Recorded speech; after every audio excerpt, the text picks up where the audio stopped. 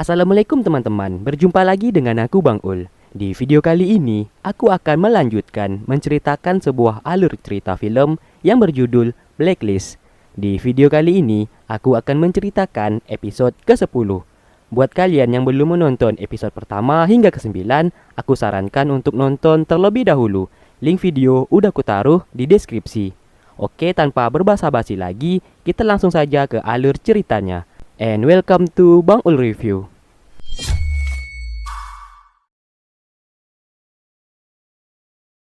Di saat itu, Lila sedang merayakan ulang tahun pamannya, dan pamannya begitu senang akan hadiah yang diberikan oleh Lila, yaitu sebuah pulpen. Pak Karin mengatakan pulpen itu mirip dengan pulpen yang diberikan oleh almarhum istrinya. Lalu saat di gudang kosong, mereka sedang bersembunyi. Terlihat seseorang sedang diikat dan disiksa. Titel juga merekam aksi pria tersebut. Pria itu meminta kepada seseorang yang diikat di sana untuk menjual bisnis miliknya. Orang itu lalu menolak dan ia tak sudi untuk menjual bisnis miliknya. Oleh karena itu, ia pun disiksa habis-habisan dan dipaksa untuk menandatangani surat penjualan bisnis miliknya. Setelah tanda tangan itu didapat, ia langsung dibunuh dengan sebuah pistol. Aksi pria itu sudah direkam oleh Titel.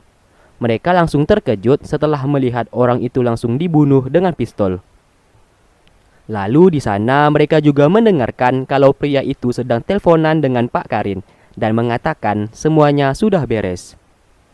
Tanpa berpikir panjang, mereka langsung lari dari sana. Namun mereka tak bisa lari karena diancam dengan pistol. HP Titel juga terjatuh ke lantai. Tapi tiba-tiba trafik datang dan menghajar pria tersebut. Saat sedang lari, pria itu sempat melepaskan beberapa tembakan ke mereka. Dirasa sudah aman, mereka semua akhirnya mengetahui kalau geng Tangan Tuhan dikendalikan oleh Pak Karin. Pak Karinlah penjahat yang sebenarnya. Saat mereka sedang berdebat, tanpa mereka sadari, ternyata trafik terkena tembakan di tangannya. Teman-temannya yang panik dengan cepat membawanya ke rumah sakit. Terlihat trafik merintih kesakitan. Lalu saat sedang teleponan, Pak Karin langsung menghentikan pembicaraannya karena Lila memanggil.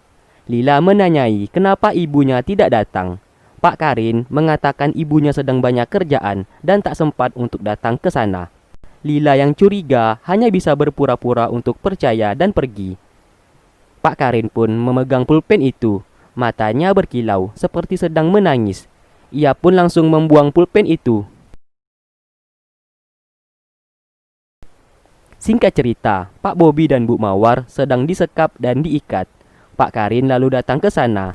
Ia mengatakan tidak ada orang yang akan bisa membantu kalian. Di rumah sakit, Traffic ternyata masih selamat. Syukurnya peluru itu tidak mengenai organ vitalnya.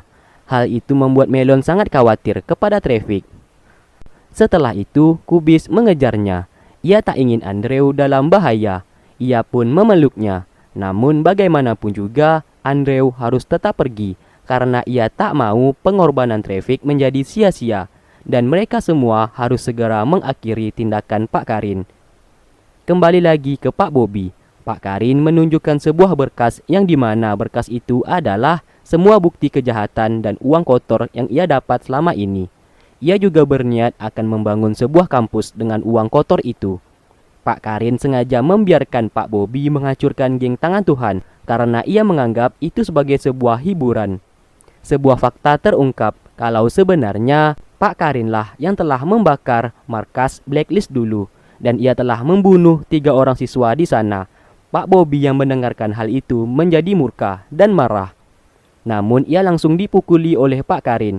Pak Karin mengatakan sebelum Bu Mawar mati, ia ingin bersenang-senang terlebih dahulu dengannya.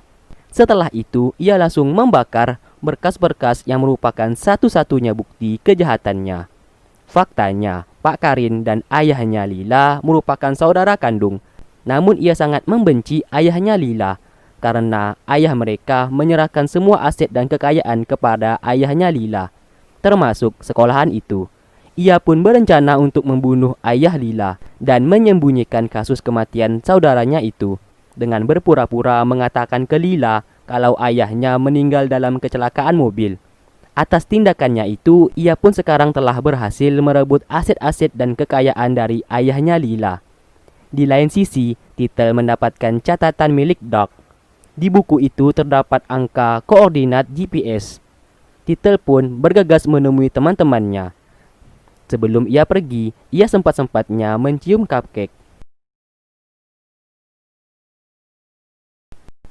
Sesampainya di rumah sakit, Bantat mengecek angka koordinat itu dan ia menemukan 4 lokasi. Dan salah satu lokasi itu adalah tempat mereka sebelumnya melihat seseorang pria yang terbunuh. Dan tersisa 3 lokasi lagi yang harus mereka cari. Namun di sini Andrew terlihat sedang bimbang dan cemas. Ia pun memutuskan untuk pergi seorang diri untuk menghadapi Pak Karin. Teman-temannya menjadi merasa heran dengan sikap Andrew barusan. Saat di dalam taksi, ia selalu terbayang dengan dirinya yang dianggap sebagai anak yang tidak berguna oleh orang tuanya. Ia dipukuli oleh ayahnya sendiri.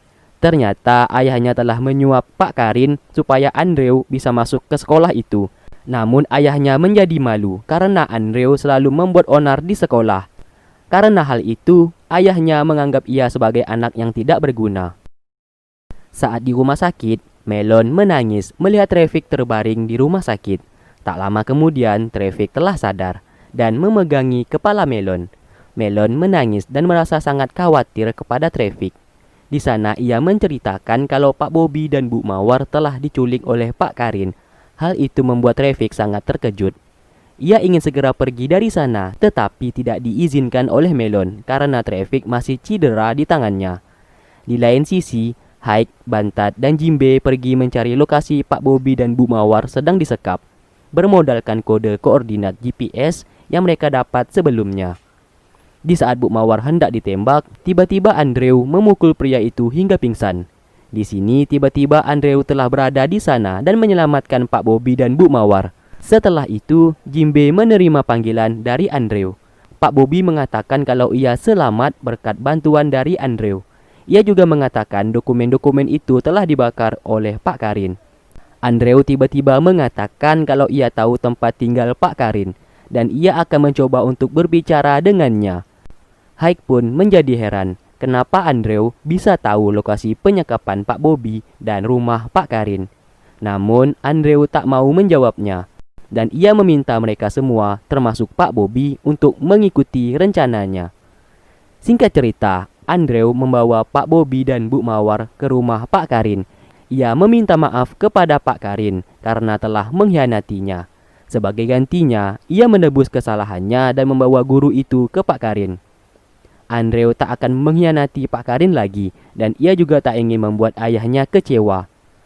Pak Karin lalu memberinya sebuah pistol dan menyuruhnya untuk menembak Pak Bobby dan Bu Mawar sebagai tanda bukti kalau Andrew tak akan mengkhianatinya lagi.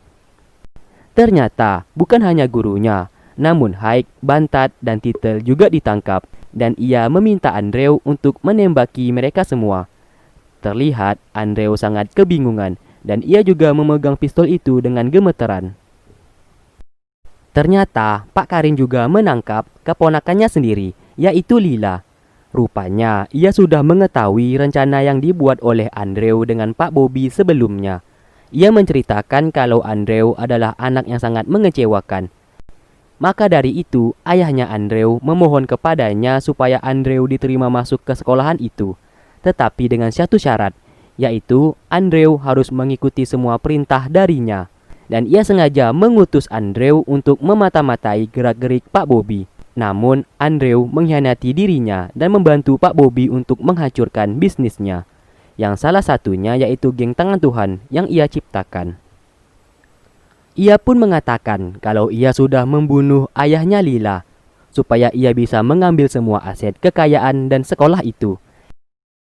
Lila sangat terkejut setelah mengetahui kebenaran tersebut. Singkatnya, Andrew langsung menodongkan pistol itu ke Pak Karin. Ia berkata tak akan mengkhianati teman-teman sejatinya dan ia tak akan sudi untuk berada di sisi Pak Karin. Namun Andrew yang lengah dengan mudah dikalahkan dan pistol itu pun diambil oleh Pak Karin. Lalu tak lama kemudian, polisi sudah datang mengepung rumah itu. Pak Karin menjadi panik setelah mendengarkan suara polisi di luar. Ia yang lengah dengan mudah dikalahkan oleh Pak Bobi. Pak Karin pun langsung dihajar habis-habisan oleh Pak Bobi yang sudah sangat marah dengannya. Polisi pun masuk dan menangkap Pak Karin. Singkat cerita, Titel memarahi Andrew yang ternyata dari awal telah mengkhianati mereka. Andrew mengakui kesalahannya. Ia dari awal memang sedang memata-matai mereka semua. Namun pada akhirnya ia berubah pikiran karena ia baru mengetahui apa itu teman sejati. Dan di saat itulah ia malah berbalik melawan Pak Karin. Namun semuanya telah terlambat. Titel, Haik dan Bantat telah membencinya dan sudah tidak mempercayai Andrew lagi. Rupanya polisi mengetahui rumah Pak Karin berkat Traffic. Lalu tak lama kemudian Traffic datang. Ia mengatakan telah mengetahui semuanya. Ia sebelumnya menemui Kem di kantor polisi. Kem akhirnya mau mengatakan jujur tentang semua hal. Mulai dari lokasi Pak Karin berada, kejahatan Pak Karin, tentang bisnis geng tangan Tuhan, termasuk Andrew yang memata-matai mereka semua atas perintah Pak Karin. Polisi pun mengatakan Pak Karin adalah seorang mafia. Polisi itu memastikan Pak Karin akan mendekam di penjara selama-lamanya. Lalu Traffic meminta polisi itu untuk menunjukkan rekaman video CCTV milik Pak Karin di ruangannya. Ia mengatakan kalau kakaknya telah hilang di sekolah itu. Polisi juga mengetahui kasus hilangnya Fah. Maka dari itu, polisi itu mau menunjukkan rekaman video tersebut. Lalu di video itu terlihat jelas Fah yang tiba-tiba pingsan di depan Pak Karin. Dan tubuh Fah langsung dibawa pergi oleh orang suruhan Pak Karin. Ia yang marah lalu pergi menemui Pak Karin yang hendak dibawa ke kantor polisi. Pak Karin pun menceritakan kalau Fah adalah pecandu narkoba. Fah yang ketahuan lalu memohon untuk tidak dikeluarkan dari sekolah itu. Namun tiba-tiba Fah langsung meninggal di tempat karena overdosis. Pak Karin sengaja menyimpan video rekaman itu supaya untuk membuktikan kalau dirinya tidak bersalah. Ia tak mau membeberkan tentang Fah yang meninggal karena pecandu narkoba. Karena ia tak ingin reputasi sekolahnya menjadi buruk. Maka dari itu ia menutupi kasus kematian Fah dan menipu semua orang dengan mengatakan kalau Fah telah menghilang. Traffic menjadi marah karena Pak Karin sebelumnya tidak memberitahukan kebenaran itu kepada dirinya. Tetapi ia tetap tidak percaya kalau Fah sudah meninggal. Dan ia juga tidak percaya kalau kakaknya itu pecandu narkoba. Traffic pun memaki Pak Karin dengan mengatakan, "Dasar kau bajingan." Dan film pun selesai. Oke, terima kasih buat kalian yang sudah menonton video ini dari awal hingga akhir. Sampai berjumpa di episode berikutnya. Wassalamualaikum warahmatullahi wabarakatuh.